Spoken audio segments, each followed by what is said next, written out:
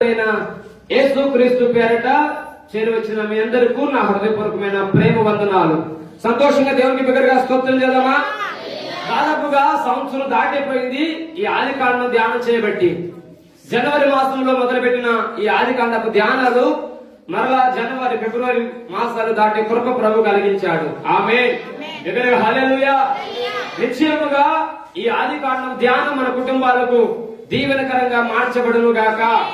చదువుకున్న మాట మనం ఒకసారి జ్ఞాపకం చేసుకోగలిగితే, యాకోబు యొద్దకు మహారాజుగా పిలవబడుతున్నా, లేదు ప్రధానమంత్రిగా పిలవబడుతున్నా యోసేపు తన ఇద్దరు కుమారులను కూడా త్వరగా గాబరాగా తండ్రి అయిన యాకోబు ఎదుగు తీసుకొచ్చి వాళ్ళ ముందు సాష్టాంగ నమస్కారం చేయించిన ఉదంతాన్ని మనం గమనిస్తున్నాం. అప్పటికే యోసేపు ఆ దేశంలో రాజుగా కొనసాగుతున్నాడు.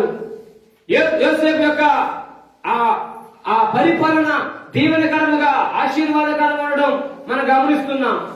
యోసేపు ద్వారా దేవుడు మహోన్నత కార్యాలు జరిగిస్తున్నాడు. ప్రపంచానికే దీవెనకరమైన బిడ్డగా, ప్రపంచానికే తలమానికగా, ఎవరు భోజనం కావాలన్నా లేదు కాదు ఉండదు అనుకుండా ప్రతి ఒక్కరిని మేనేజ్మెంట్ చేయగల స్కిల్స్ తో దేవుడు యోసేపును ఆశీర్వాదించి ఓ ఉన్నతమైన సింహాసన దేవుడు యోసేపుకు దయచేశాడు. బిగ్గరగా స్తోత్రం చేద్దామా? హల్లెలూయా. అంతటి సౌభాగ్య పరిస్థితులలో, అంతటి ఉన్నతమైన స్థలాలలో ఉండి కూడా తన కుటుంబాన్ని జ్ఞాపకం చేసుకొని పొదవ ఎదుట తన కుటుంబాన్ని మాట్లాడుతాడు. అయ్యా, నా తండ్రి కుటుంబాలు కారణంలో మెతుకులు లేక బాధపడుతున్నారు, గింజలేక బాధపడుతున్నారు. నేనేమో ఉన్నత స్థితిలో ఉన్నానయ్యా. నా తండ్రి కుటుంబాన్ని ఈ ఐగుప్తుకు నడిపిస్తానప్పుడు ఫరో ఆజ్ఞ మేరకు, ఫరో మాట మేరకు వారందరినీ కూడా ఐగుప్తుకు పిలిపించాడు. బండ్ల చేత, రథాల చేత వారున్న బంధువర్గము దాదాపుగా 70 మంది కలిసి ప్రయాణం చేశారు. ఆ కానాను విడిచిపెట్టేశారు. కానాలో ఉన్న సమస్తాన్ని వదిలేశారు.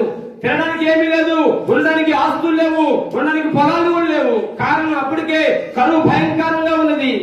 ఆ కరువులో వారి రోగాలు పడుతున్న డబ్బులు అయిపోయి వారికి ఉన్న పశువులని కూడా అమ్మేశారు. ఆఖరికి వారి స్థిరాస్తులన్నీ కూడా యోసేపుకు అప్పగించేశారు. అప్పటికే యోసేపు ఈ ఫరోకు ఒక దేశాన్ని సంపాదించాడు, ఆస్తులు స్థలాలు కొని. హల్లెలూయా, హల్లెలూయా.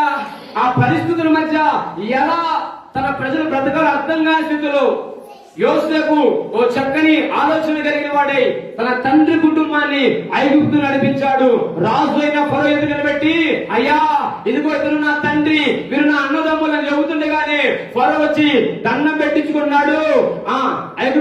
ఐగుప్తులో ఉన్న యాకోబు చేయబెట్టి ఫరోను ఆశీర్వాదిస్తున్నాడు. హల్లెలూయా. వాస్తవానికి యోసేపు పొజిషన్ ఏంటంటే ఆ ఐగుప్తుకు దేవుడుగా, ఫరోకు ప్రభువుగా, ఆ ప్రజలందరికీ ఏలికగా ఉన్న పరిస్థితి. ఆ పరిస్థితులలో యాకోబు హస్తము ఫరోకు దీవెనకరంగా మార్చబడింది. గడిచిన వారం మనం మాట్లాడుతున్నట్లుగా ఆయన దాసుల చేత రాజులను ఆశీర్వాదించే దేవుడని మనం తెలుసుకున్నాం. Praise the Lord. హల్లెలూయా. ఆ క్రమంలో కాలం కొనసాగుతూ వస్తుంది. ఈ యాకోబు జనాంగం అంతా కూడా 70 మంది గోష్యం అనబడుతున్న రాష్ట్రంలో నివాసం చేస్తున్నారు. చిన్న చిన్న గూళ్ళు కట్టుకున్నారు, చిన్న చిన్న గుడారాలు వేసుకున్నారు. ఆ గుడారంలో వారి పశువుల చేత హ్యాపీగా బతుకుతున్నారు. ఈ యాకోబు చివరి దశకు వచ్చేసాడు. అవసాన కాలం వచ్చేసింది. చివరి కాలంలో ఉన్నాడు. రేపో మాపో మరణానికి అప్పగించబడుతున్నాడు. వార్త రాజుగా పిలవబడుతున్నా, ప్రధానమంత్రిగా పిలవబడుతున్నా యోసేపుకు వార్త చేరింది. ఉన్న పాటున ఏం చేయాలి అర్థం కాని యోసేపు త్వరగా ఇద్దరు కుమారులను వెంటబెట్టుకొని గాబరాగా వెళ్ళిపోతున్నాడు. వెళ్ళిపోతున్నాడు. రాజు వస్తున్నాడంటే రథాలు, సైన్యాలు, గుర్రాలు, సైనికులు ముందు ప్రయాణం చేయాలి. అవేమీ లేకుండా ఏదో ఆడిపోతున్నట్లుగా, ఏదో కోల్పోతున్నట్లుగా, ఏదో దొరకదన్నట్లుగా త్వరగా రాజవిధులు పడి తన తండ్రి గృహానికి వెళ్ళిపోయాడు. తీరానికి వెళితే ఆయన సుసంపన్నుడా అంటే అంత ధనవంతులేం కాదు, పెద్ద ప్యాలెస్ లో లేడు. గుడారాలు కూర్చున్నాడు. మంచం మీద లేచే పొజిషన్ లేడు. ఆ 48వ అధ్యాయము మొదటి వచనాలు కనబడతాయి. అవి మనం చదవాల్సిన అవసరం లేదు, కానీ మీరు ఇంటికి వెళ్తా చదవండి. అతడు చాలా బలహీనమైన పరిస్థితిలో ఉన్నాడు. అతను కాయిలా పడిపోయి ఉన్నాడట. మొదటి వచనంలో రాయబడుతుంది, ఈ సంగతి లేని తర్వాత ఇదిగో నీ తండ్రి కాయిలాగా ఉన్నాడని ఒకడు యోసేపుతో చెప్పాను. ఆ మాట వినగానే ఎక్కడ లేని ఆందోళన యోసేపు కలిగింది. అయ్యో, యాకోబే గనుక మరణిస్తే, యాకోబు గనుక మరణానికి అప్పగించబడితే నాకు వచ్చిన ఆశీర్వాదం నా కుమారుడికి దొరకదు అన్న గాబరగా త్వరగా ప్రయాణం చేస్తున్నాడు. ఒక మాట, యోసేపున రేంజ్ ఏంటి, యోసేపున పొజిషన్ ఏంటి, ఒక్క మాట కేకేస్తే ఉరుకులు రావాల పరిస్థితులు. ఎక్కడో ఉన్నాన్ని తీసుకొచ్చి ఈ ఐగుప్తులో ఓ చక్కని పశువులు మేత మేయగలిగిన స్థలములో గోషెన రాష్ట్రంలో యాకోబు సంతతంతో పెడితే దండం పెట్టి మోసుకొస్తారు యాకోబుని యోసేపు ముందుకి. కానీ యోసేపు అలా చేయట్లా. తన ఇద్దరు కుమారులు తీసుకెళ్లి తన తండ్రి ముందు పెట్టేశాడు. ఇద్దరు మోకాలేపించేశాడు. అయ్యా తండ్రి, నీవు లేని సమయం ముందు దేవుడు నాకు ఐగుప్తులో ఇద్దరు కుమారులు ఇచ్చాడయ్యా. ఒకడు పేరు మనిషే, రెండవడి పేరు ఎఫ్రాయిము. వీరిద్దరిని ఆశీర్వాదించయ్యా అంటూ యాకోబు కాళ్ళ ముందు మోకాళ్ళేసి కూర్చున్నారు. బలం తెచ్చుకొని, ఓపిక తెచ్చుకొని, యాకోబు ఓపిక తెచ్చుకొని ఆ మంచం మీద కూర్చొని అట్లాగా ఆలోచిస్తే యోసేపు మాట్లాడుతున్నాడు కదా. యోసేపు మాట్లాడుతున్నాడు. ఆ మాటలోనే యోసేపు ఒక దుఃఖం పొంగిపోలు వచ్చి ఇద్దరు కుమారులు పక్కన నెట్టి అతడు సాష్టాంగ నమస్కారం చేశాడు. 12వ వచనం రాయబడుతుంది కదా, 48:12లో యోసేపు అతని మోకాళ్ళ మధ్య నుండి వారిని తీసుకొని అతనికి సాష్టాంగ నమస్కారం చేస్తాను. ఆమె చెప్పండి. ఇక్కడ హల్లెలూయా. యోసేపు పొజిషనే వేరు, యోసేపు స్థితిగతులే వేరు, యోసేపు అధికారమే వేరు. బలహీనుడు, ఎందుకు పనికిరాని వాడు, కనీసం ఉండడానికి ఇల్లే లేని వాడు, ఓపిక లేని వాడు, మరణ పడకమే పరుండిన వాడి దగ్గరికి వచ్చి కుమారుడు మోకరం చేస్తే అదొక పద్ధతి. ఓ రాజు పొజిషన్ లో ఉండి, ఓ ఉన్నత అధికారంలో ఉండి ఇద్దరు కుమారులు పక్కన నెట్టి ఇతడు సాష్టాంగ నమస్కారం చేస్తున్నాడు. స్తోత్రం చెప్పండి. ఏం కోల్పోయాడని అతను సాష్టాంగ నమస్కారం చేస్తున్నాడండి. ఏమి కొరతగా ఉందని అతను సాష్టాంగ నమస్కారం చేస్తున్నాడు. ఇంకా ఏ ఆశీర్వాదం కొరకు అతను సాష్టాంగ నమస్కారం చేస్తున్నాడు. తినడానికి తిండి తక్కువైందా, తిరగడానికి వాహనాలు తక్కువైనాయా, ఉండడానికి ప్యాలెస్లు తక్కువైనాయా, ఇంకా అనుభవించినది ఏంటి? ఇంకా తన తండ్రి ఎదురించి రావాల్సిన ఆశీర్వాదం ఏంటి? ఆశీర్వాదం, దీవెన, ఆశీర్వాదం అంటే మనకు కనబడుతున్నాయి చక్కని వస్త్రాలు, లేదా కార్లు, వాహనాలు, లేదా బండ్లు అనుకుంటాం. సుసంపన్నుడు, తినడానికి తక్కువ లేదు, తరతరాలు తినగలిగిన కృప కలిగిన వాడు యోసేపు సంతతి. ఒకవేళ యోసేపు పొరపాటున కాలం చెల్లిన తర్వాత కూడా యోసేపు కుమారుడు తినే అవకాశం ఉన్నది. అంతటి కృప కలిగిన వాడు కూడా, అంతటి ఉన్నత స్థితిలో ఉన్నవాడు కూడా, అరే మా నాన్న గనక కాలం చెల్లితే, మా తండ్రి గనక కాలం పోతే నా మీద ఉన్న కృప నా పిల్లల్ని ఇవ్వలేను గాని ఖచ్చితంగా మా తండ్రి ఇస్తాడు. హల్లెలూయా, హల్లెలూయా. ఈ పవన్ ప్రకటిస్తున్న యేసయ్యా, ఈ పవన్ ఆరాధిస్తున్న యేసయ్యా ఆత్మీయ తండ్రి చేత మనలను దీవించే దేవుడు. నమ్మితే బిగ్గరగా చప్పట్లు కొడుతూ యేసయ్యకు స్తోత్రం చేద్దాం. హల్లెలూయా. నా టాపిక్ ఉన్న అంశం ఆత్మీయ తండ్రి చేత ఆశీర్వాదించేవాడు. ఆమె చెప్పండి. ఎవరి చేత దీవిస్తాడైనా? కొంచెం గట్టి చెప్పరాదు. మనకు హోదా ఉండొచ్చు, మనకు అధికారం ఉండొచ్చు, మన పరిస్థితి లాగే ఉండొచ్చు. యోసేపుకున్న హోదాను పడుకుంటే ఎందుకు ఎవరు పనికిరాదు? ఆ అంతటి యోసేపే గాబరగా పరుగులు ఎత్తుకుంటూ వచ్చేసాడు. అరే అయ్యా, యోసేపు వచ్చాడంటే బలం లేనివాడు, మరణానికి అతి చేరులో ఉన్నవాడు ఓపిక తెచ్చుకొని, బలము తెచ్చుకొని లేచి కూర్చున్నాడు. కూర్చున్న ఆయన ముందు, అరే ఒకవేళ సమయం ఇస్తే, సమయానికి వస్తే మా తండ్రి అట్లా వెళ్ళిపోతే ఏం పొజిషన్, మా తండ్రి చేతులు మా కుమారులు పడకుండా ఆయన మరణించడానికి వీల్లేదు అని ఉన్నపాటున మోకాలేం చేశాడు. దేనికోసం? ఆశీర్వాదం. అనండి దగ్గరగా హల్లెలూయా. చూడండి ఒకసారి 9వ వచనం చదువుకుందాం. యోసేపు, వీరు నా కుమారులు, వీరిని దేవుడు నాకు అనుగ్రహించిన, అందుకతడు నేను వారిని దీవించుటకు నా దగ్గరకు వారిని తీసుకొని రమ్మని. స్తోత్రం చెప్పండి. ఏముందని యాకోబు దీవిస్తాడండి? నా వైపు చూస్తూ మాట్లాడించాలా? యాకోబు యొద్ద ఏముందని దీవిస్తాడు? అరే గుడారంలో ఉన్నాడు, రేపు మాపు మరణానికి అప్పగించబడుతున్నవాడు ఓపిక తెచ్చుకొని బలము తెచ్చుకొని కూర్చున్న ఆయన యోసేపు అంటాడు, వారిని నా యొద్దకు తీసుకురా, నేను వారిని దీవిస్తా. హల్లెలూయా. అరే అతను దీవెన కదా నీకుంటే నువ్వు ఐగుప్తు వచ్చి గోషేను బ్రతకాల్సిన అవసరం ఏందా బాయ్? ఐగుప్తులో వచ్చి గోషేలో జీవించాల్సిన అవసరం ఏంది? ఆ స్థానంలోనే దీవెనకరమైన పాత్ర ఏవైతే హ్యాపీగా బ్రతవచ్చు కదా.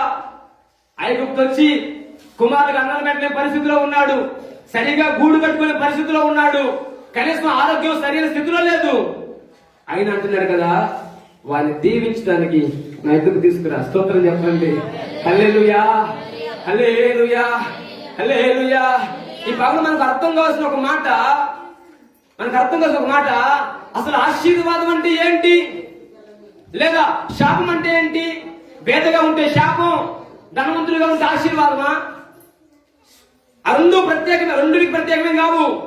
శాపంలో ఉన్న మన జీవితాలు పరీక్షించబడతాయి, ధనవంతులుగా ఉన్న కుటుంబాలు కూడా దేవుడి పరీక్ష కలుగుతూనే ఉంటుంది. శ్రమలో ఉన్న పరీక్ష తప్పదు, డబ్బులో ఉన్న పరీక్ష తప్పదు, సంపదన పరీక్ష తప్పదు. ఖచ్చితంగా దేవుడి పరీక్ష మనకు ఎదురవుతూనే ఉంటుంది. ఏది మేలయ్యా అంటే నాకు తెలిసినంత వరకు శ్రమలో పరీక్ష మేలు. ఆమె చెప్పండి. హల్లెలూయా. సంపదల పరీక్ష మనం భరించలేము అనుకుంటారు. వాళ్ళకేందయ్య గారు పెద్ద బిల్డింగ్ లో ఉన్నారు, కారు తిరుగుతున్నారు, నీకేం తెలుసురా కారుకి బిల్లు అంత ఏంటో? హల్లెలూయా. నీకేం తెలుసు అన్న పరిస్థితి ఏంటో? దేవతల కన్నమే మనకన్నా 3 కోట్ల లోన్ పోయినందుకు చాలా హ్యాపీ. ఇప్పుడు దీవెన అనేది నీవున్న పేదరికంలోనూ నీవున్న ధన సంపదలో దీవెన కలగదు. ఆమేన్. హల్లెలూయా, హల్లెలూయా. దీవెన లేదు శాపం అనేది ఆ యొక్క పరిస్థితులు మాత్రమే. నీ ధనము, నీకున్న శ్రమ, నీకున్న బాధ, పేదరికం ఆ యొక్క పరిస్థితులే. అవి నీకు ఆటంకం కాదు. దేవుని కృప పొందుకునే విషయంలో, దేవుని ఆశీర్వాద పొందుకునే విషయంలో నీకు ఎన్నడూ ఆటంకం కాదు. ఒక మాట చెప్పగలను, మనందరికి అర్థం కావాలనే ఆదికాండం 1వ అధ్యాయము 28వ వచనంలో దేవుడు వారిని ఎట్లా ఆశీర్వాదించును, ఎట్లనగా మీరు ఫలించి అభివృద్ధి చెంది విస్తరించి భూమిని నిండించి దాన్ని లోపరుచుకొనుడి. ఆశీర్వాదం అంటే అది. ఆమె చెప్పండి. మనకు అర్థం కాదనే ముందు దేవుడు మొట్టమొదటి పేజీ రాశాడండి. మనమే అనుకుంటాం ఆశీర్వాదం అంటే 1 లక్ష రూపాయలు బ్యాంక్ బ్యాలెన్స్ ఉంటేను, 2 కార్లు మెయింటైన్ చేస్తుంటాను, లేదు చక్కని అంగీ దొరుకుని హ్యాపీగా తిరుగుతాను. ఇది కాదు ఆశీర్వాదం అంటే. దేవుడు చెబుతున్న ఆశీర్వాదం నీ బ్రతుకు ఫలించాలి. ఆమె నీ ఫలించే బ్రతుకు విస్తరించాలి. విస్తరించి నీవున్న భూమిని ఆక్యుపై చేయాలి. హల్లెలూయా, హల్లెలూయా. ఇది తెలియని వాళ్ళంతా కూడా పరుగులు పెడతారు దేనికో కొరకు. నేను చెప్తే ఒక మాట, ఇప్పుడు శ్రమలో ఉన్నాడు యాకోబు, పేదరికంలో ఉన్నాడు యాకోబు. కానీ యాకోబు మీద ఉన్న దీవెన, యాకోబు తల మీద ఉన్న అగ్ని జ్వాల ఎంత అంతది కాదు. ఫలో లాంటిని దీవించే కృపైంది. హల్లెలూయా. రాజులను ఆశీర్వదించే కృపైంది. హల్లెలూయా. ఆయన గుడారంలో బ్రతకని, ఆయన పేదరికంలో బ్రతకని, తినడానికి ఠికానా లేని ఏదైనా గాని ఆయన తల మీద ఉన్న అభిషేకం బలమైనది. ఆమేన్. బిగ్గరగా హల్లెలూయా. మోషే అనండి, కొంచెం గట్టిగా అందాం. జనపర్వతం ఎక్కేశాడు, దేవునితో ముఖాముఖి మాట్లాడుతున్నాడు. నేరుగా దేవునితో మాట్లాడుతున్న ఆ పరిస్థితులన్నీ కూడా ఒకసారిగా దేవుడు అబ్బాయి కిందికి వెళ్ళిపోవాలా, పాళ్యంలో ప్రజలు పాడైపోతున్నారు వెళ్ళిపోవాలా అంటే, అయ్యా నీ మహిమ విడిచి ఎలా పోగలనయ్యా, నీతో మహిమ, నీతో సాన్నిధ్యం ఎంత గొప్పదయ్యా. లేదయ్యా నేను పోలేదయ్యా, లేదో నా ప్రజలు పాడైపోతున్నారు, నువ్వు త్వరగా పాడడానికి వెళ్ళిపోవాలా. ఆ కొండ మీదేమో మోషే దేవుడితో ప్రార్థన చేస్తున్నాడు, కొండ కింద యెహోషువ ఉన్నాడు. 40 రోజులు అయినప్పటికీ పైన మోషే భోంచేట్లా, కింద యెహోషువ భోంచేట్లా. త్వరగా కిందకి రాగానే మోషే అంటాడు, అరే ఏంటిరా గోడ అని యెహోషువ అంటే, యెహోషువ ఏందయ్యా పెద్దడు నువ్వు లేవు కదా, నాయకుడు నువ్వు లేవు కదా, జనం తన్నుకుంటున్నారు అక్కడ, అది యుద్ధం అని అంటున్నాడు యెహోషువ. ఉండబట్టలేక మోషే అంటాడు కదా, అబ్బాయి అది యుద్ధ కాదురా, అది సంగీత ధ్వని అన్నాడు. దయచేయ మోషే, అయ్యా నువ్వు అంతే చెబుతూ లేదు, వాళ్ళు కొట్టాడుకుంటారయ్యా, నువ్వు లేకపోతే వాళ్ళకి ఒక చోట ఉండదు. పైన మోషే ఉపవాసం ఉన్నాడు, కింద యెహోషువ ఉపవాసం ఉన్నాడు. పైన మోషే దేవుని సన్నిధి అనుభవిస్తున్నాడు, కింద యెహోషువ నమ్మకంగా మోషే కొరకు ఎదురు చూస్తున్నాడు. ఇంక పిల్లడు పాకని రాలేదు కదా, ఆత్మలు వద్దలేదు కదా, సంగీతంతో ఏంటో యుద్ధం ఏంటో తెలియక అయ్యా ఎక్కుతున్నాయ్యా అని చెప్పాడు. తెర నడుచుకుంటూ పాలకెళ్ళగానే అక్కడ జరుగుతుంది ఒక సంగీత ధ్వని. స్తోత్రం చెప్పండి. వెంటనే యెహోషువ అంటాడు, అయ్యా ఎట్లా కనిపెట్టావయ్యా? పర్వతం మీద ఉన్నావు కదా, దేవుడితో ముఖాముఖి ఉన్నావు కదా, ఇది సంగీత ధ్వనా యుద్ధ ధ్వనా అని ఎలా కనిపెట్టగలిగావు? అరే ధైర్యం మాట్లాడుకున్నారా? అభిషేక్తులను మాట్లాడుకున్నారా? త్వరగా వచ్చి ప్రజలందరి ముందు గొప్ప కార్యం జరిగించాడు మోషే ద్వారా. స్తోత్రం చెప్పండి. హల్లెలూయా, హల్లెలూయా. దైవజనుడు ఉన్న అభిషేకం మహా గొప్పది. దైవంలో అభిషేకం మహా విలువైనది. దేవుని దాసులో ఉన్న అభిషేకాన్ని మనము కించపరచరాదు, అవమానపరచరాదు. ఒకవేళ అంగి సరిగా లేకపోయినా, ఇల్లు సరిగా లేకపోయినా, వస్తువులు సరిగా లేకపోయినా, తినడానికి మెతుకులు లేకపోయినా ఒక్క మాట గుర్తుంచుకోవాలి, అభిషేక్తులైన దైవజనుల తనలోకి వచ్చిన అభిషేకము ఒక అగ్ని జ్వాల, దేశాలను కదిలింపజేయని అగ్ని జ్వాలతో దేవుడు తన ప్రజలైన లేవీయులను అభిషేకించాడు. అందుకే దయచేసి ఎప్పుడు కూడా నీకు దీవెన కలుగును గాక, సమాధానం కలుగును గాక. ఆయన ఊరికే కాదు, వాడి నోట మాట రూఢిపరిచిన దేవుడు ఆయన. హల్లెలూయా, హల్లెలూయా. ఇప్పుడు తినడం సరిగా లేదని మనకు కనపడుతుంది కానీ ఆ పరిస్థితి అన్ని కూడా యోసేపుకు తెలుసు యాకోబుకున్న అభిషేకం ఏంటో, యోసేపుకు తెలుసు యాకోబుకున్న కృపేంటో. అరే మా తండ్రి మరణ పాలు కాకమునిపే నా కుమారుగా తన చెయ్యి పెట్టించాలి. ఎందుకో యోసేపుకు తెలుసండి యాకోబు ఎట్లా దీవించబడ్డాడో. యోసేపుకు తెలుసు యాకోబు మీద ఉన్న అభిషేకం ఏంటో. నాకు సంగమా, ఈ పగులు మన జీవితాల్లో దేవుని ఆశీర్వాదం కలగాలంటే అభిషేకుల దైవజనుడు ఉన్నత స్థితిలో ఉండాల్సిన పరిస్థితే లేదు. కారులో డబ్బులతో హ్యాపీగా తిరిగే పొజిషనే కాదు. ఓ యథార్థమైన సాగుని కొరకు ప్రార్థన చేస్తే చాలు. ఆమె చెప్పండి. హల్లెలూయా, హల్లెలూయా. అభిషక్తుని ప్రార్థన చేస్తుండగానే ఆకాశం అగ్ని పంపించిన సమర్థ దేవుడు ఆయన. శ్రమల్లో లేదు సంతోషాల్లో మన జీవితాల్లో నేను కొనసాగుతానుకోమాకండి. అభిషక్తుని ప్రార్థన మన చుట్టూ ఒక కవచంగా వేయబడుతుంది. ఇప్పుడు యాకోబు గుడారంలో ఉన్నాడు కానీ ధనవంతుడైన యోసేపు ప్యాలెస్ ను వదిలిపెట్టేశాడు ఆశీర్వాదం కొరకు. ఏం తక్కువైందని ఆశీర్వాదం కొరకు వదిలిపెడుతున్నాడు అంటే 49 అధ్యాయం రాయబడింది మొదటి వచనంలో, అంత్యదినమున మీకు జరగబోయే సంగతులు నేను మీకు తెలియపెదను రండి అని కన్నులు కనపడిన యాకోబు, సరి అయిన పరిస్థితులు లేని యాకోబు భవిష్యత్తు గురించి మాట్లాడుతున్నాడండి. స్తోత్రం చెప్పండి. హల్లెలూయా. ఇప్పుడు సరిగా భోజనం చేయలేడు, సరిగా లేచి మంచంలో కూర్చొని సరిగా భోజనం చేసే స్థితిలో లేడు. కాయలాగా పడి ఉన్నాడు, మరణకరమైన పడక మీద రెడీగా ఉన్నాడు. అట్లాంటి ఆయన కొడుకును పిలిచి, అబ్బాయి భవిష్యత్తులో మీ తరాలు ఎలా దీవించబడిపోతున్నాయి అని నేరుగా వాక్కు పలుకుతున్న వాడు అభిషేక్తుడైన యాకోబు. స్తోత్రం చెప్పండి. హల్లెలూయా. ఆ యాకోబు గురించి దేవుడు వాక్కు కదా, ఇశ్రాయేలు నా జ్యేష్ఠ కుమారుడు, అతడు నా సేవకుడు. ఆమేన్. ఎవరంట దేవుని సేవకుడు? ఇశ్రాయేలు. యాకోబుకు తనడు ఇశ్రాయేలు నా సేవకుడు, అతడు నా జ్యేష్ఠ కుమారుడు. అసలు వాస్తవానికి జ్యేష్ఠ కుమారుడు ఎవడు? ఏశావు జ్యేష్ఠ కుమారుడు, యాకోబు కాదు జ్యేష్ఠ కుమారుడు. ఇస్సాకు పుట్టిన 2 కుమారులు రెండవడు యాకోబు. కానీ ఇప్పుడు ప్రభు అంటాడు, నాకంటూ జ్యేష్ఠ కుమారుడు యాకోబే, ఇశ్రాయేలే. హల్లెలూయా. బిగ్గరగా హల్లెలూయా. జ్యేష్ఠత్వం గురించి మన యోగ దగ్గర మనం మాట్లాడుకున్నాం కనుక ప్రత్యేకంగా జ్యేష్ఠత్వం మనం మాట్లాడిన అవసరం లేదు. ప్రభు అంటాడు యాకోబు గురించి, అతడు నా జ్యేష్ఠ కుమారుడు. ఆమేన్. హల్లెలూయా. మనం చాలా సార్లు మాట్లాడుతూ ఉంటాం, అయ్యారు మా కుటుంబాలు శాపంలో ఉన్నాయ్యా, మా కుటుంబాలు వేదనలు ఉన్నాయ్యా, నా మీద సరైన అభిషేకము దీవెనలేదయ్యా.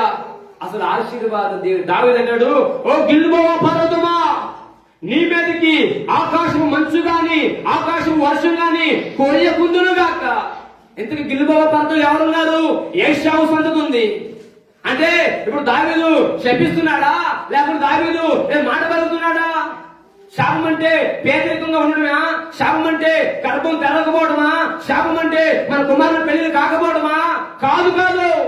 దావీదు అంటాడు, గిల్బోవా పర్వతమా, నీ మీదకి ఆకాశం మంచు కొరవకుండును గాక, ఆకాశం వర్షం కొరవకుండును గాక, ఆకాశం నుంచి వచ్చే విత్తనం నీకు ఫలించకుండును గాక. అర్థం ఆకాశం మంచు అంటే దేవుని ఆత్మ. ఏషావు సంతతి రాజులుగా ఉన్నారండి. ఏషావు సంతతిలో ధనవంతులుగా ఉన్నవారు ఉన్నారు. ఏషావు సంతతి నుంచి దేవుడు రాజులను నిలబెట్టాడు. ఇంకా వారికి శాపం ఏంటండి?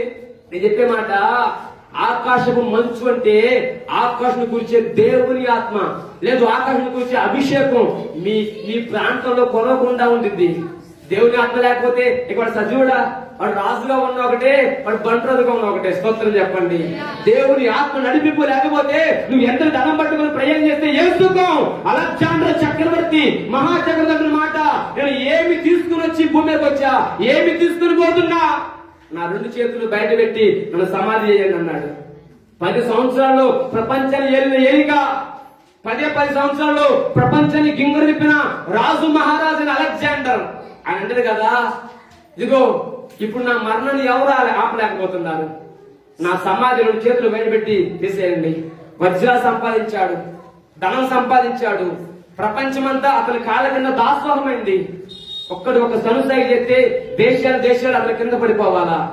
తన మరణం చేస్తూ చేస్తూ ఏమి తీసుకోవాలా? ఇప్పుడు అంటారు కదా, దేవుని ఆశీర్వాదం అంటే దేవుని అభిషేకం లేకుండా బ్రతికేవారు శాపగ్రస్తులు, దేవుని ఆత్మచేత నడిపించబడిన వారు శాపగ్రస్తులు. దేవుని ఆత్మతో నడిపించబడుతున్న నీ కుటుంబము, అది పూరిపాకైనా, అది గుడిసైనా, అది బిల్లుకైనా, అది ఆశీర్వాదకరం. నమ్మితే బిగ్గరగా చదువు చేసే స్తోత్రం చెప్పండి. హల్లెలూయా, హల్లెలూయా. ఎవరినో చూచి నక్క పులిని చూచి వాతలు పెట్టినట్లుగా నువ్వు భయపడమాక. ఆమేన్. పడి కారు నా కారు ఉండాలా, అక్క పడిచలు కట్టి పడిచలు కట్టాలా, లేకపోతే ఎవరు కుదరదు. ఏంటంట, పులిని చూచి పాపంట పులి సారసాల ఉంది అంటే జంతువులని పారిపోతాయని చెప్పి నక్కకోట పులిగా ఉంటే బాగుంటుంది అని చెప్పి దవద పోయి వాత పెట్టుకుందట. ఆ వాత పెట్టుకోగానే సర్రని కాలింది. జన్మలో మళ్ళీ ఆ ధ్యాస రాలా. ఆమె చెప్పండి. హల్లెలూయా. నేను చెప్పే మాట, ఎవరినో చూసి నువ్వు ఏదేదో కోరుకోమాక. దేవుడు నీకు ఏది ఇచ్చాడో దానిలో నువ్వు సంతృప్తి పడు. ఆకాశం మంచుని తల మీద కురుస్తుంది, ఆకాశం వర్షం తల మీద కురుస్తుంది. హల్లెలూయా. ఇస్రాయేల్ జనాంగం అంతా కూడా ఐగుప్తు నుంచి కానానికి బయలుదేరుతున్న వేళ వారికున్న భయంకర పరిస్థితులు, ఆకాశపు ధాన్యం దేవుడు సమకూరుస్తున్నాడు. ఆకాశపు ధాన్యం అంటే అది మన్నా. ఆకాశపు ధాన్యం దేవుడు సమకూరుస్తున్నా కూడా ఇలాంటి, అయ్యా ఐగుప్తులు మాకు చేపల మాసం ఉందయ్యా, ఐగుప్తులు మాకు మాంసాహారం ఉందయ్యా. అరే ఆకాశంలో కూర్చే ఆకాశం వచ్చే మన్నా ఇప్పుడు భోజనం చేస్తున్నాడట. ఆకాశపు ధాన్యం అని కీర్తనలో రాయబడింది. అంటే భూమి మీద పండే పండగలు అది, భూమి మీద వస్తువులు కాదవి. ఆకాశంలో దేవుడు తయారు చేసిన ఆ మన్నా లేదు ధాన్యాన్ని నేరుగా పూజిస్తున్నా. తృప్తిపడని బ్రతుకులు, తృప్తిపడని జీవితాలు. నా ప్రియ సంగమా, ఇదిగో ఈ పగటి కాల వేళ మన జీవితాలు ఎట్లా ఆశీర్వాదించబడతాయి, ఎలా దీవించబడతాయి అంటే ఆత్మీయ తండ్రి చేత ఆయన దీవించే దేవుడు. ఆమేన్. హల్లెలూయా. కొన్నిసార్లు అయ్యగారు నా పరిస్థితి మారలేదు, నా కుటుంబ పరిస్థితి మారలేదు, నా మీద దీవెన రావట్లేదు, శాపం ఏర్పడి చేస్తుంది. నేను చెబుతా, శాపానికి ఆశీర్వాదానికి వ్యత్యాసం తెలుసుకో. ముందు నువ్వు గుడారంలో ఉన్న ఆకాశపు మంచు నీ మీద కురిస్తే చాలు. హల్లెలూయా. ఆకాశపు వర్షం మీద కురిస్తే చాలు. అట్లాంటి వర్షం పడాలనా, మంచు పడాలనా? కాదు. దేవుని ఆత్మ నీ మీద నడిపించబడాలి. దేవుని ఆత్మ ద్వారా మనం ప్రయాణం చేయాలి. దేవుని అభిషేకం చేయమని నడిపించబడాలి. అప్పుడే దేవుడు మనలో మన కుటుంబాలను ఆశీర్వాదించేవాడుగా ఉంటాడు. స్తోత్రం చెప్పండి ఇక్కడికి. హల్లెలూయా, హల్లెలూయా. ఈ పరిస్థితులన్నిటి మధ్య యోసేపట యుక్తిగా చాచి చిన్నవాడైన ఎఫ్రాయిము తల మీద తన కుడి చేతిని, మనుష్య తల మీద తన ఎడమ చేతిని ఉంచెను. స్తోత్రం చెప్పండి. ఎప్పుడైతే యాకోబు తన కుడి చేతి మీద చిన్నవాడిని, ఎడమ చేతితో పెద్దవాడిని ఆశీర్వాదిస్తున్నాడు, యోసేపు నానా తండ్రి అలాగలయ్యా, ఈ చిన్నవాడేమో పెద్దవాడు చిన్నవాడు కాదయ్యా, మనిషి మీద కుడి చేపెట్టాలా, ఎఫ్రాయిం మీద ఎడ చేపెట్టాలంటే అప్పుడు అంటాడు యాకోబు, నా కుమారుడా అది నాకు తెలియను. స్తోత్రం చెప్పండి. ఎవరికి తెలుసంట?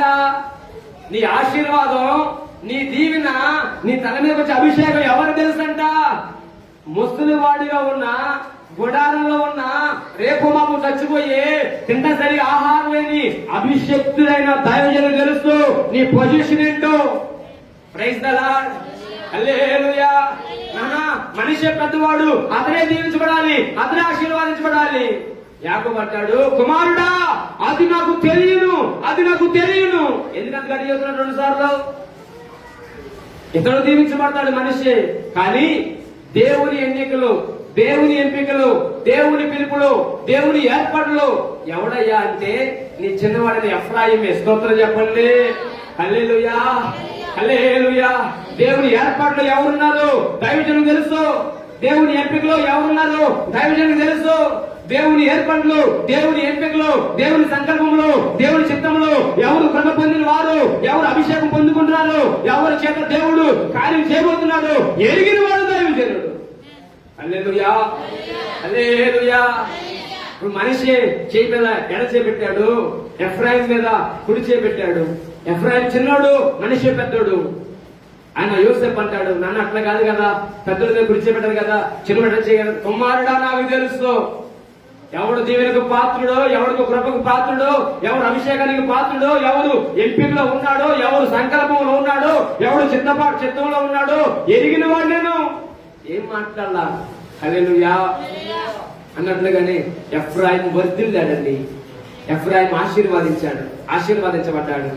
ఆమె నా ప్రియ సంగమా, ఈ పగటి కాలంలో ఒక మాట గుర్తుంచుకో, ఆత్మీయ తండ్రి చేత మన జీవితాలు ఆశీర్వాదించబడతాయి. నీకున్న కుటుంబంలో ఉన్న చిన్న చిన్న లోపాలు నీకు శాపం కాదు, అవి ఒక పరిస్థితులు మాత్రమే. ఆ సమయానికి, ఆ కాలానికి నీకు వచ్చిన పరిస్థితే, అంతేగాని అవన్నీ కూడా మనకు శాపాలు కాదు. ఆమె చెప్పండి. నాకు సంగమా, ఈ పగతి కాలంలో ఏంట్రా దగ్గరగా హల్లెలూయా, హల్లెలూయా. ఆ నాటికి, ఆ సమయానికి పరిస్థితులే, అది దీవెనైనా లేదు, అది బలహీన పరిస్థితి అయినా, ఆనాటి పరిస్థితులు మార్చే దేవుడిని ప్రకటించేసయ్యా. ఏలి అంటారా? కొంచెం గట్టిగా పర్లేదు.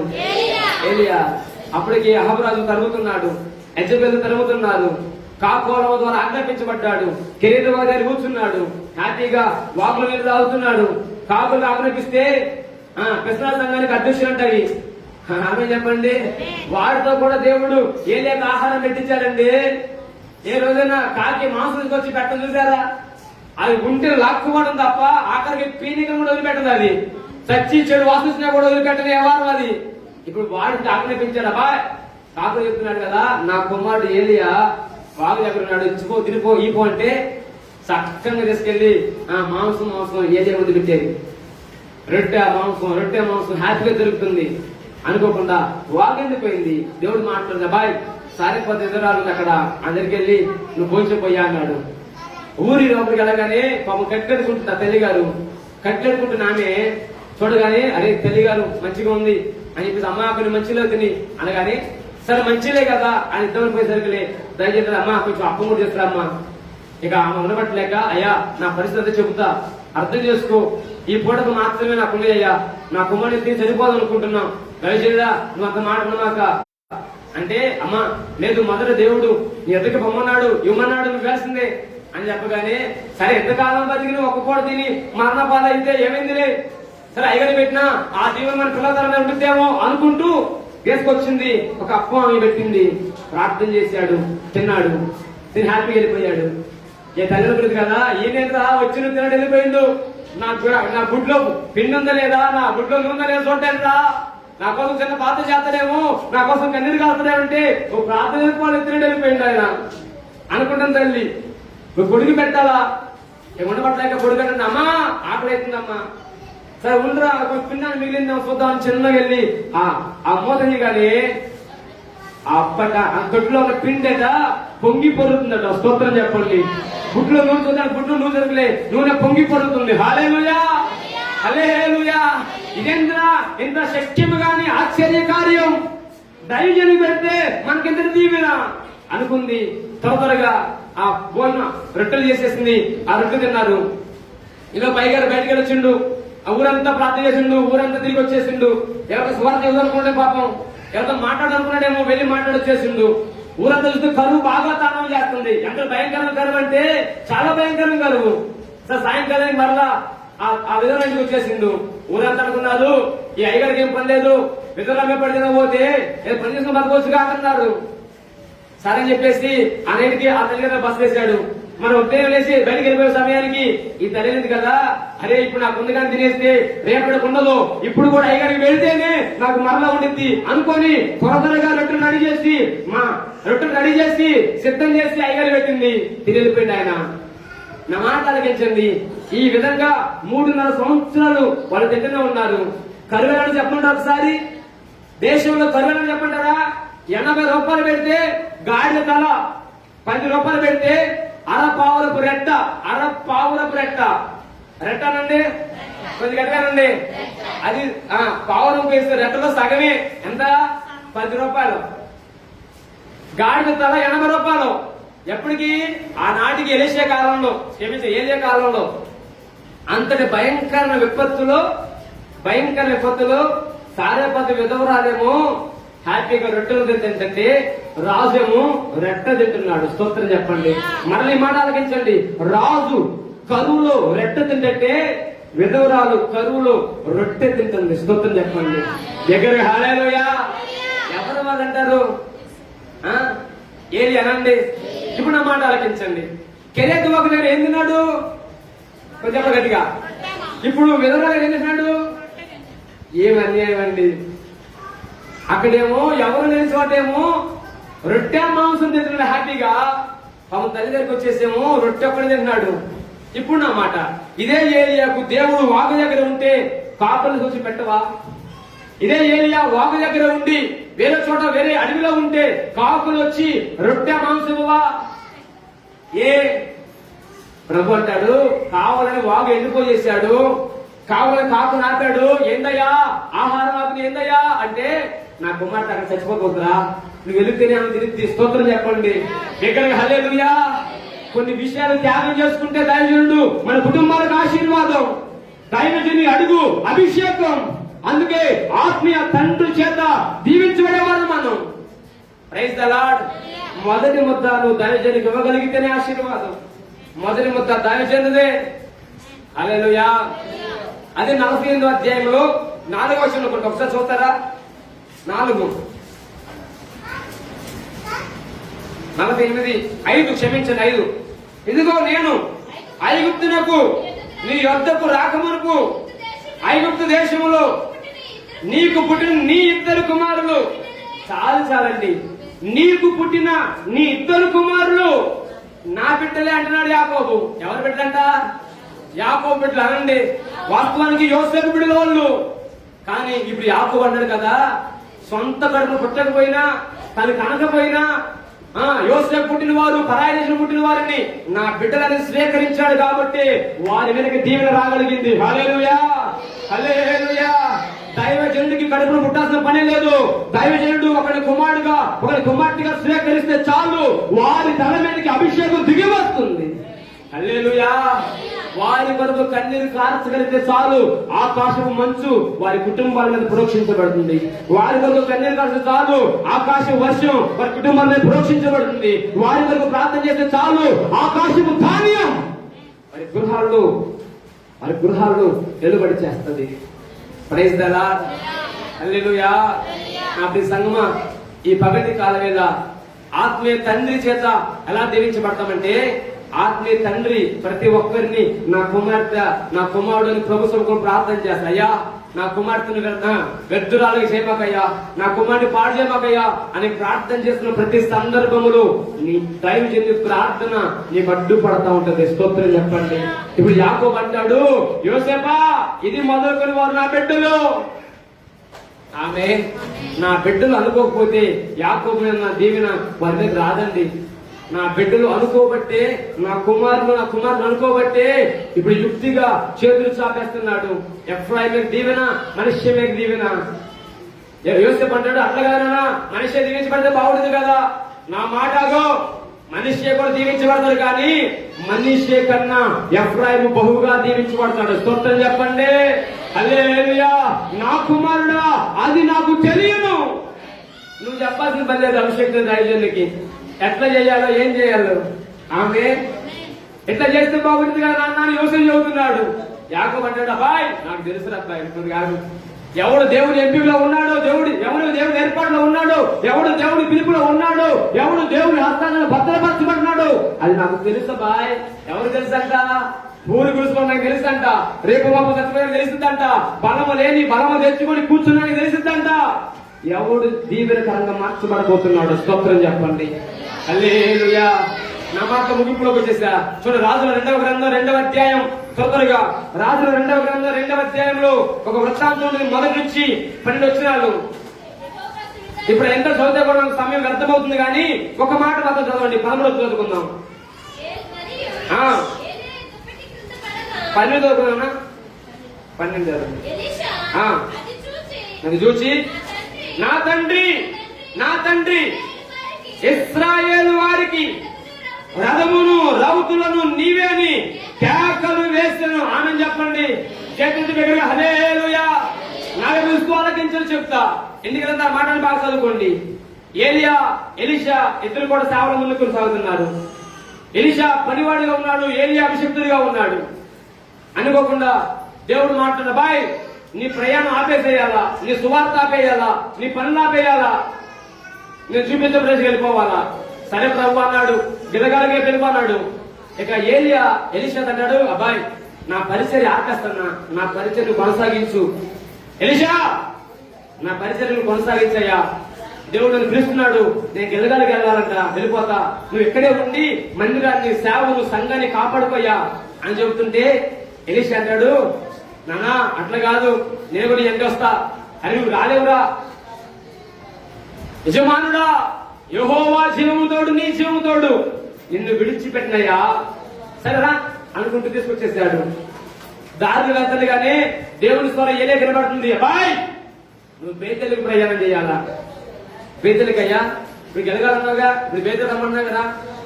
ఎలీషా అబ్బాయి నువ్వు బేతెలు కనమన్నాడయ్యా. నువ్వు గెలగాలి వద్దులే కానీ నువ్వు ఎక్కడ ఉండిపోరా, నువ్వు వద్దురా రామాగ్రా. లేదు యెహోవా జీవముతోడు, నీ జీవముతోడు నీ వెంటే వస్తా. అది బేతెలే. సరే ప్రయాణం చేసేసారు. మార్గంలో మరొక స్వరం పడింది. దేవుడు ఇప్పుడు ఎరుకోకు రమ్మంటున్నాడు. ఎరుకోకయ్యా నేను కూడా వస్తా. వద్దు నువ్వు రావద్దు అన్నాడు ఏలియా. లేదా నేను వస్తానయ్యా అంటూ బతిలాడాడు ఎలీషా. సరే అలా ప్రయాణం కొనసాగుతుంది. దారిలో ఇంకొంచెం దూరాలే కానీ దేవుడు స్వరం మాట్లాడుతుంది, యోర్దాన్లోకి వెళ్ళాలా, యోర్దాన్ అవతల నేను తీసుకెళ్ళిపోతా అంటున్నాడు. ఈలోగా ఆ దగ్గరలో ఉన్న శిష్యులంతా కూడా ఎలీషా అంటాడు, ఏందయ్యా మీ అయ్యగారు వెళ్ళిపోతున్నాడుగా, పరిచయం అయిపోయినట్టుగా, ముగిపోయాడు కదా. ఓరు నాయన నీకే తెలిసింది నాకు తెలియకుందంటవా, నాకు తెలిసిన బాబు నువ్వు కొంచెంసేపు ఆగండిరా అంటాడు ఎలీషా. ఎందుకు? ఆయనలో ఒక తీవ్రత లోపల ఆత్మ ఒక మంటుంది. ఆయన తెలుసు ఎలియా వెళ్ళిపోతున్న విషయం. బయట తెలిస్తే లోపల తెలియదండి. ఎలీషా పక్కన నిలుస్తున్నాడు. ఎలియా చెప్పే చదువుతున్నాడు, దేవుడు రమ్మని వెళ్ళిపోవాలా, నేను వెళ్ళిపోవాలని చదువుతున్నాడు. యోర్దాన్ అవతల దాటితే యువకులు రాలేరు. యోర్దాన్ దాటాలంట. చూసుకో మరి మీ అయ్య వెళ్ళిపోతారు, ఒకడైపోతావు. మరి మేము చాలా మంది ఉన్నాం, మేము గుంపు ఎక్కువ. మీ గుంపుతో సలహా కూడా పక్కన పెట్టు, మా అయ్యగారు పోతే అసలు అడగరా అంటూ ఏలియాని అనుసరించాడు. యోర్దాన్ దాటి అవతల పోయారు. ఇక ఏలియా ఉండబట్టలేక అడగడం మొదలుపెట్టాడు, కుమారుడా నీకేం కావాలి, అసలు ఎందుకు నన్ను వెంబడిస్తున్నావు, నాతో నీకేంటి అవసరం అంటే ఇది ఎప్పుడు అడుగుతుందా అని ప్రయాణం కట్టాడని ఎలీషా. ఎందుకంటే చూశారు కదా ఏలియా గురించి, అద్భుతాలు చేశాడు, ఆహారం పెట్టాడు ప్రజలకు. తనకు తినడానికి లేకపోయినా, తనకు వస్త్రం లేకపోయినా, తను ఏ స్థలం అడుగు పెట్టి ఆ స్థలం దీవెనకరంగా ఉంది. అద్భుతాలు చేశాడు, ఊహకు అందనట్లుగా, జ్ఞానానికి మించినట్లుగా, బుద్ధికి మించినట్లుగా ఏలియా చేయడం ఎలీషా చూచాడు. దాన్ని బట్టి వెంబడించాడు. ఏలియా అడుగుతున్నాడు, ఏం కావాలరా? ఒక మాట అన్నాడు కదా, అయ్యా నువ్వు దేవుని ఎదుగు వెళ్లేలోపు నీలో ఉన్న ఆత్మ నాకు 2 పాలు కావాలయ్యా. స్తోత్రం చెప్పండి. ఏం కోరిక? ఊహకు అందరి కోరిక అండి అది. మన జ్ఞానానికి అందదో, మన బుద్ధికి అందదా ఆ కోరిక. ఇన్నే కనుక కోరుకోండి. ఏం కోరుకుంటాం?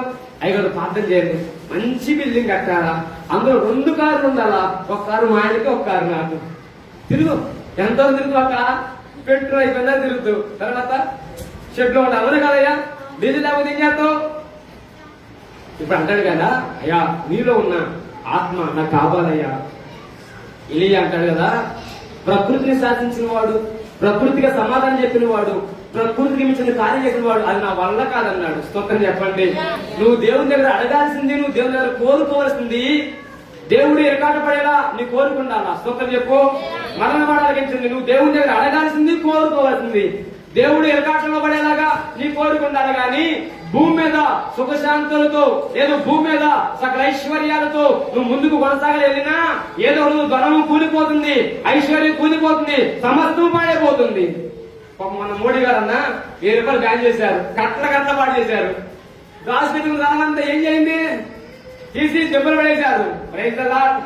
నేను చెప్పొచ్చే మాట, నువ్వు కోరుకునే కోరిక కూడా దేవుడు దీనికి ఇవ్వాలని కూడా నీ విశ్వాస పరిమాణం చొప్పున ఖచ్చితంగా చేస్తాడు ఆయన.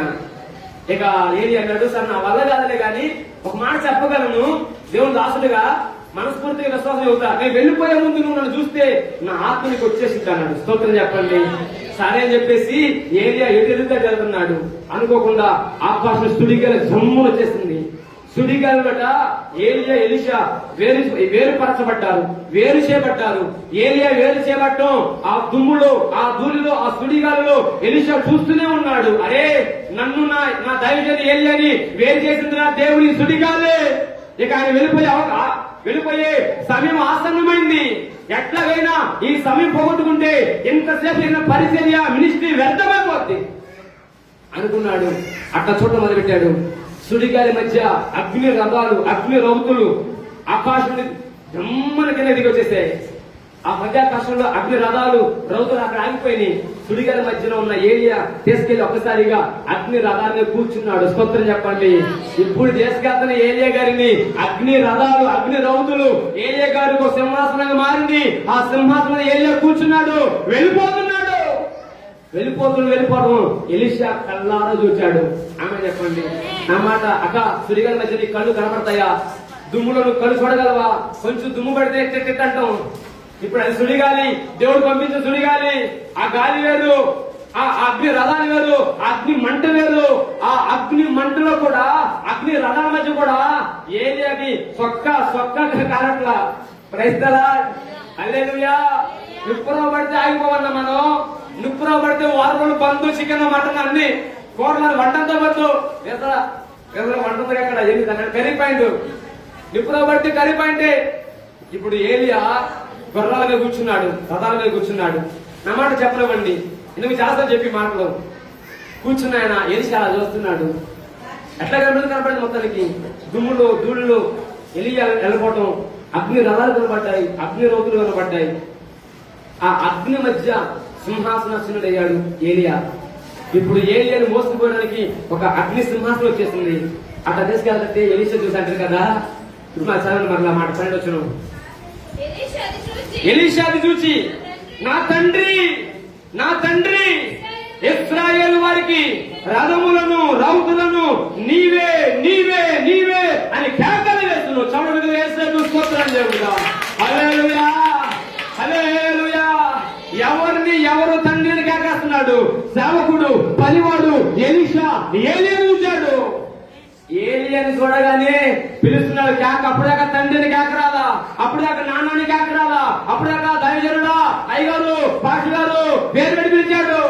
ఎప్పుడైతే అగ్ని రథాల మధ్య ఏలియా కూర్చున్నాడు, ఆ అగ్ని చేత కాలిపోవట్లేదు, అప్పుడు పిలుపు వచ్చింది, నా తండ్రి ఇశ్రాయేలుకు రథాలు నీవేనయ్యా, ఇశ్రాయేలుకు రౌతులు నీవేనయ్యా. ఆ కేక మధ్యలో ఆకాశం నుండి ఒక దుప్పుడు ఇస్తేసాడు. ఆమె చెప్పండి. ఇప్పుడు నా మాట అలిగించండి. ఏలియా బతుకున్నప్పుడు దుప్పుడు వేయకూడదా? అక్క అన్న, ఏలియా బతుకున్నప్పుడు ఆ దుప్పటి ఎలీషాకి ఇవ్వకూడదా? పోనీ నాకు 2 రూపాయలు ఆత్మ కావాలయ్యా అన్నప్పుడు ఆ దుప్పటి ఎలీషాకి ఇవ్వకూడదా? అరే నేను వెళ్ళిపోయినా ఈ దుప్పటితో బతికేదా అని చెప్పొచ్చు కదా. ఒక మాట చెప్తున్నా, అగ్ని రథాల మధ్య తన వస్త్రాలు మునిగిపోవాలా? అగ్ని అభిషేకం ఏలియా దర్శించాలా?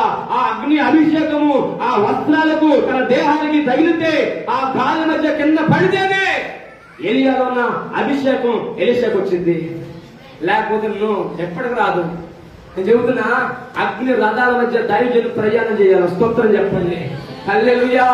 ఇప్పుడు దాకా యువతను అవుతుండే అంటున్నారు శిష్యులు, హాయ్ మీ అయ్యగారు వెళ్ళిపోయిండు, ఎట్టొస్తావురా, ఎగతాళి చేస్తున్నారు, అవమానపరుస్తున్నారు, ఇప్పుడు ఒక్కడవే, నీ వల్ల ఏమి కాదు, ఇప్పుడు 10 మంది, ఇప్పుడు గుంపు మంది, నీ వల్ల ఏమి కాదు. వీడు అంటాడు, నువ్వు ఏమనుకున్నావు, నన్ను పిచ్చోడు అనుకున్నావా, ఇప్పుడు ఏదైనా వెంబడించింది ఊరికి అనుకున్నావా, నా అయ్యగారి దుప్పటి అవసరంలా, అయ్యగారు దుప్పడుకున్న చెంగు దాని చింపిండు, ప్యాంట్ కొడితే యువతలు కావుతుంది, నీ 2 పాయలు నీ దొరికి చెప్పండి. హల్లెలూయా. ఇప్పుడు వచ్చింది ఒక కేక, అరే ఏ ఆత్మ గలవాడు ఎలీషా దగ్గరికి స్తోత్రం చెప్పండి. హల్లెలూయా. ఎవరంటున్నారు తెలుసా, అవమానపరిచిన శిష్యులు అంటున్నారు, ఎవరన్నా తెలుసా, నిందించే శిష్యులు అంటున్నారు. ఇప్పుడు ఏలియా పోయాడు, ఏలియా తర్వాత చేసే సేవ ఎలీషాని ఎవడ చేయలేడరా. ఇప్పుడు ఎలీషా దగ్గరకు వచ్చేసి, అయ్యా నీ సేవకులుగా ఉంటామయ్యా, నీ శిష్యులుగా ఉంటామయ్యా మొదలు తీశారు. ఇప్పుడు ఎలీషాకు వచ్చిన అభిషేకం ఇంతంత కాదు. ఒక మాట అడుగుతా, ఎలీషాకు అభిషేకం ఎలా వచ్చిందంటారు, ఎలీషాకు అలా దీన్ని ఎలా వచ్చిందంటారు. ఏలియా చేసిన అద్భుతాలు 7 అయితే ఎలీషా చేసిన అద్భుతాలు 14. రెండంతా ఎలా చేయగలిగాడు. ఒక మాట, ఆత్మీయ తండ్రి చేత ఆశీర్వాదించబడ్డాడు. ఉన్నంతసేపు ఏలియా కూడా దుప్పటివ్వలేదండి. అగ్ని రథాల మధ్య కూర్చున్న తర్వాత, అగ్ని తనంతా ఆవహించిన తర్వాత, మహిమలో కొనిపోతున్నప్పుడు ఒక్కసారిగా దుప్పటాలు వేసివేసాడు. అబ్బాయి ఇంతసేపు నా పరిచయకి, ఎంతకాలం నాతో సహవాసం చేసినందుకు తీసుకోవడానికి దుప్పటి వేసివేశాడు. ఆ దుప్పటి ఎలీషా మీద నేటికి ఉన్నది. ఆమె చెప్పండి హల్లెలూయా. అతను మొదలు పెట్టాడు, సేవ ఆరంభం మొదలు పెట్టాడు, యోర్దాను దాటాడు, అద్భుతాల మీద అద్భుతాలు, అందరూ ఎలీషాకు సేవకులుగా పరివారంగా మార్చబడ్డారు. చివరికి ఎలీషా ముగింపు కాలం వచ్చేసింది. ఎలీషా కూడా గొప్ప గొప్ప కార్యం చేశాడు. ఎలీషా పేరు చెబితే రాజులకు వణుకు, ఎలీషా పేరు చెబితే అధికారులకు వణుకు, ఎలీషా పేరు చెబితే అంత భయం. మరణావస్థకు వచ్చాడు ఎలీషా, చివరి దినాల్లో ఉన్నారు. మాట కూడా చూపిస్తే నమ్మకం చేస్తా. రాజుల 2 13వ అధ్యాయం 14 చదువుకుందాం. రాజుల 2వ గ్రంథం 13వ అధ్యాయం 14 చదువుకుందాం. పీడితుడై ఎలీషా మరణకరమైన రోగం చేత పీడితుడై ఉండగా ఇశ్రాయేలు రాజు యెహోవాషు అతని ఎదుగు వచ్చి అతను చూచి కన్నీరు విడుచుచు, నా తండ్రి ఇశ్రాయేలు వారికి రథములను రౌతులను నీవేని ఏడ్చాను. ఆమె చెప్పండి మీరు హల్లెలూయా. ఇప్పుడు దైవజనులు ఎవరు వచ్చారంట, రాజు అనండి, కొద్ది గట్టిగా పర్లా, నాకు చూస్తానండి రాజు అని. ఎవరు వచ్చారంటే యెహోయాషు రాజు వచ్చారంట.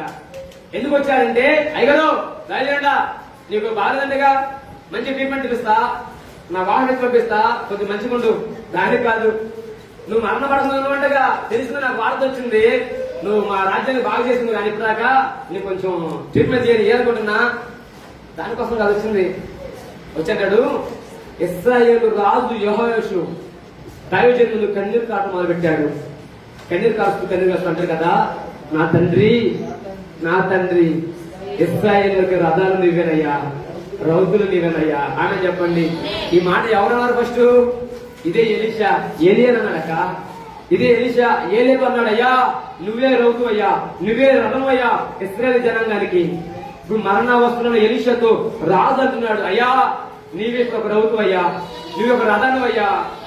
ఎలీషా అంటాడు, అబ్బాయి నువ్వు రాజురా, అటు అనకూడదు, నువ్వు అధికారివి, అటు అనకూడదు. అయ్యా నా దగ్గర రథాలు ఉన్నాయి, రౌతులు ఉన్నాయి, సేవకులు ఉన్నారు, పనివారు ఉన్నారు, కానీ ఎందుకు పనికిరాదయ్యా? సిరియన్లు గుంపులు వచ్చేస్తున్నారు, దండెత్తి వచ్చేస్తున్నారు, మేమేమి చేయలేదు వారమయ్యా, మా వల్ల కావట్లేదయ్యా. ఎవరికి కావాల్సింది తెలుసండి? మరణ పడక మీద రేపు మాకు చచ్చిపోయి ఎలీషా కావాల్సింది రాజుకి. ఎవరికి? మరణ పడక మీద ఉన్నాడు, క్యాన్సర్ రోగం అది, ఇక దానికి ట్రీట్మెంట్ లేదు, రేపు మాకు మరణానికి అప్పగించబడతాడు. వచ్చి అయ్యా బాగుండు అనాల్సిన రాజు అతని కాలంలో ఏది చేస్తున్నాడు. ఎలీషా అంటాడు, అబ్బాయి నువ్వు రాజురా, ఏడవకూడదు, జాగ్రత్త, పోయి ఒక బాణం వేసరా. ఇప్పుడు రాజు అంటాడు కదా, అయ్యా బాణాలు మా వల్ల కాట్లా, రథాలు మా వల్ల కాట్లా, రౌతులు మా వల్ల కాట్లా, మేము ఏమి సిరియన్లు ముట్టుకోలేకపోతున్నాం అయ్యా అని ఏడ్ చేస్తున్నాడు. ఎన్నికల తర్వాత ఆ భాగం అంతా చదవండి, మీకు అర్థమైంది. ఏడ్ చేస్తుంటే ఇప్పుడు ఎలీషా అంటాడు కదా, నీ దగ్గర ఒక బాణం తీసుకురా అన్నాడు. అయ్యా మా బాణం వల్ల ఏం కాదయ్యా, నోరు మోసుగా బాణం తీసుకురా అన్నాడు. తీసుకొచ్చేసాడు. ఓపిక లేనట్లుగా తన చేయి తీసి ఆ బాణం పెట్టేశాడు. పెట్టిన వెంటనే రాజు అంటున్న మాట, ఇది తీసుకెళ్లి కిటికీకి కొట్టేసేయి, మీరు ఇతను కొడతాను కొట్టేసేయి అన్నాడు. సరే రాజు పనివారంతా బయట ఉన్నారు, ధైర్యం చెప్పి మాట చెబుతాం చేద్దామని చెప్పేసి ఆ బాణ తీసుకెళ్లి ఆ కిటికీకి 3 సార్లు కొట్టాడు. ఎట్లా కొట్టేసి వచ్చేసి ధైర్యం చెప్తున్నాడు, అయ్యా కొట్టానయ్యా, ఎన్నిసార్లు కొట్టురా? 3 సార్లు కొట్టానయ్యా. అబ్బా 30 సార్లు కొట్టాల్సింది ఏంది, సొమ్మెం పోయి 10 సార్లు కొడితే అనుకొచ్చేసాడు. అయ్యా ఏమో మరి పట్టణంలో దవాఖాన కొట్టా, నాకు ఇప్పుడు అక్కడ పనిచేయడం తెలియదు, అంత సౌండ్ పోయి నాకు ఎప్పుడు కనీసం బాగా కూడా వాళ్ళ జనాన్ని చెబితే బాగా ఊర్లో పెట్టారు, నేను ఎప్పుడు కొట్టాల్సింది కదా, నువ్వు తప్పని చేసిన ఏం చేయనయ్యా, నువ్వు 3 సార్లు కొట్టావు కనుక సిరియనులు నీ మీద 3 సార్లు ఓడిపోతారు. స్తోత్రం చెప్పండి. హల్లెలూయా. ఎక్కువసార్లు కొట్టినా బాగుండేది, నువ్వు 3 సార్లు కొట్టావు కనుక నువ్వు 3 సార్లు గెలుస్తావు, 3 సార్లు వాళ్ళు ఓడిపోతారు అని చెప్పేశాడు. ఆ మాట బయట బయలుదేరాడు. ఆ ఎలీషా చివరి పరిచర్య అదే, ఎలీషా మరణానికి ముందులో ఉన్న చేసిన పరిచర్య అదే. ఆ చివరి పరిచర్యలోనే అతను మరణిస్తూ రాజుకు అభిషేకాన్ని అందించి వెళ్ళిపోయాడు. స్తోత్రం చెప్పండి. రాజుకి విజయాన్ని అందించి వెళ్ళిపోయాడు. స్తోత్రం చెప్పండి. దేశానికి క్షేమాన్ని అందించి వెళ్ళిపోయాడు. స్తోత్రం చెప్పండి. హల్లెలూయా. రాజు పలుకుతున్న మాట, నా తండ్రి నా దేశం ఇప్పుడు క్షోభలో ఉందయ్యా, నా దేశం ఇప్పుడు క్రిటికల్ పొజిషన్ ఉందయ్యా. రాజు వచ్చి మోకాలేసేసాడండి. ఇప్పుడు రాజుకు విజయాన్ని అందించాడు, రాజుకు అభిషేకాన్ని అందించాడు, రాజు కావాల్సిన దీవెన అందించి ఎలీషా మరణ పాలయ్యాడు. స్తోత్రం చెప్పండి. హల్లెలూయా. ఇప్పుడు రాజుకు విజయం కలగాలన్నా, కుమారులకు దీవెన కలగాలన్నా, ఎలీషా లాంటి వాడి మీకు అభిషేకం దిగి రావాలన్నా ఆత్మీయ తండ్రి చేత మనకు దీవెన. ఆమె చెప్పండి. హల్లెలూయా. ఎట్లా ఎలీషా చెప్పాడు అదే మాట చొప్పున 3 సార్లు సిరియన్ల మీద ఇశ్రాయేలు జనాంగం గెలిచారు. ఆమె బిగ్గరగా హల్లెలూయా, హల్లెలూయా. మాట ఆలకించండి. నాకు ముగిచేస్తున్నా. ఆత్మీయ తండ్రి చేతనే మనం ఆశీర్వాదించబడతాం. నువ్వు కడుపులో పుట్టాల్సిన పని లేదు, నువ్వు రక్తం మీద కావాల్సిన పని లేదు. దైవజనుడు నువ్వు కుమారుడిగా స్వీకరిస్తే, దైవజనుడు ఒక కుమార్తెగా స్వీకరిస్తే చాలు. అంతకన్నా ఒక భాగ్యం మనకు అవసరంలా. నీ పేదరికమైనా నీ ధనసంపదలైనా నీకు కలుగుతున్న శోధనన్నింటినీ పక్కన పెట్టి నీ మీద ఆకాశము మంచు కురిపించే దేవుడు నేను ప్రకటించే యేసయ్యా. హల్లెలూయా.